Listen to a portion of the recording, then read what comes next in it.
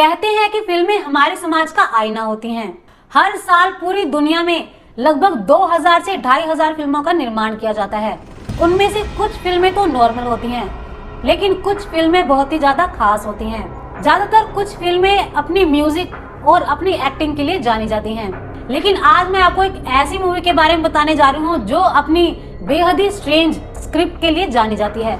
इस फिल्म का नाम है अटूक, जिसे आज तक इसके पीछे की मिस्ट्री की वजह से पूरा नहीं किया जा सका, क्योंकि जिस भी एक्टर ने इस फिल्म में हीरो का रोल प्ले करने के नजरिए से इस स्क्रिप्ट को पढ़ा, उसे अपनी जान से हाथ गंवाना पड़ा। लेकिन सुनने में ये बात बड़ी ही अजीब लगती है, और ये सुनने के बाद आप सबके मन में यही ख्याल आ रहा होगा कि शायद उस फिल्म में काम करने वाले जो हीरोज थे, शायद उनकी मौत एक कोइंसिडेंस थी। लेकिन यहाँ मैं आपको बता दूं कि कोइंसिडेंस एक बार होता है, 2 बार होता है, 7-7 बार नहीं। 7-7 बार एक ही घटना का बार बार होना, ये कोई इत्तेफाक नहीं हो सकता। इस घटना की शुरुआत होती है कनाडा के एक फेमस फोक सॉन्ग से, जिस सॉन्ग में एक स्टोरी थी। इस स्टोरी के लिरिक्स कुछ ऐसे थे। एक बहुत ही खूबसूरत लेडी कनाडा की पहाड़ियों में घूमने आती है। वहीं पर रहने वाला एक लड़का, जिसे उस लड़की को देखते ही प्यार हो जाता है। लेकिन जब वो लड़की अपने शहर वापस जाने लगती है, तभी वो लड़का छुपकर उसकी गाड़ी में बैठ जाता है और वो अपना पूरा परिवार और घर बार सब कुछ छोड़कर उसके साथ शहर चला जाता है। शहर जाने के बाद वो लड़का एक अमीर परिवार की लड़की की जान बचाता है। उसके बाद वो खुद बहुत मेहनत करता है और एक दिन बहुत बड़ा आदमी बन जाता है। उस टाइम पर उसकी गिनती शहर के बहुत बड़े बड़े लोगों में होने लगी थी। लेकिन वो लड़का उस लड़की के प्यार में इतना ज्यादा पागल था, जिसकी वजह से वो अपना सब कुछ उसके पीछे खो बैठता है।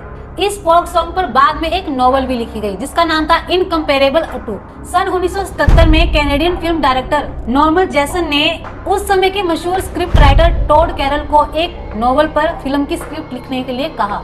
इस स्क्रिप्ट में अटूक की स्टोरी को अमेरिकन परिवेश में बदलकर एक बहुत ही इंटरेस्टिंग स्टोरी बनाने में कैरल को 2 साल लग गए, और सन 1979 में इस स्क्रिप्ट को फाइनल करने के बाद इस फिल्म में हीरो के रोल के लिए कॉमेडियन एक्टर जॉन बेलुशी को चुना गया। उसके बाद उन्हें स्क्रिप्ट पढ़ने के लिए दी गई। जॉन बेलुशी ने इस स्क्रिप्ट को पढ़ा और उन्हें ये कहानी बहुत ज्यादा पसंद आई। उन्होंने इस फिल्म में अटूक का कैरेक्टर, यानी इस फिल्म का जो मेन कैरेक्टर है, उसे प्ले करने के लिए हाँ कर दी, और यहीं से मिला उस मिस्टीरियस स्क्रिप्ट को अपना पहला शिकार। क्योंकि स्क्रिप्ट पढ़ने के कुछ ही दिनों बाद जॉन बेलुशी अपने होटल रूम में ओवर ड्रग्स की वजह से डेड पाए गए। इस मौत की वजह से उस फिल्म प्रोजेक्ट को कुछ दिनों के लिए बंद कर दिया गया। इसके बाद सन 1987 में एक और कॉमेडियन एक्टर सैम कनीसन को इस फिल्म में अटूक का रोल प्ले करने के लिए कास्ट करने का प्लान किया गया, और उन्हें ये स्क्रिप्ट पढ़ने के लिए दी गई। उन्होंने इस फिल्म में काम करने के लिए तो हाँ कर दी, लेकिन उन्होंने इस स्क्रिप्ट में कुछ चेंजेस करने की मांग की। लेकिन फिल्म डायरेक्टर ने इस बात को मानने से इनकार कर दिया। स्क्रिप्ट पढ़ने के कुछ ही दिनों बाद सैम कनीसन का एक बहुत बड़ा कार एक्सीडेंट हो गया।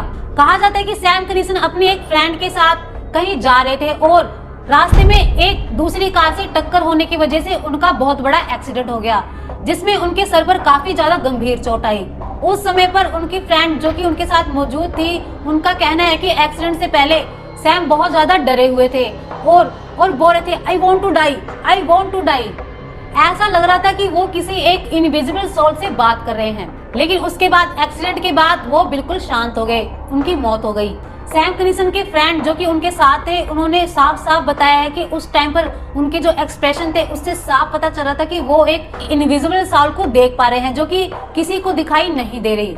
इन सारी घटनाओं के बाद, इस मौत के बाद फिल्म से जुड़े सभी लोगों को ये लगने लगा कि ये स्क्रिप्ट बैड लक से भरी हुई है, जिसकी वजह से इस फिल्म से जुड़े लोगों के साथ बहुत ही अजीब घटनाएं हो रही हैं। लेकिन कुछ लोगों ने इन सारी बातों को मानने से इनकार कर दिया।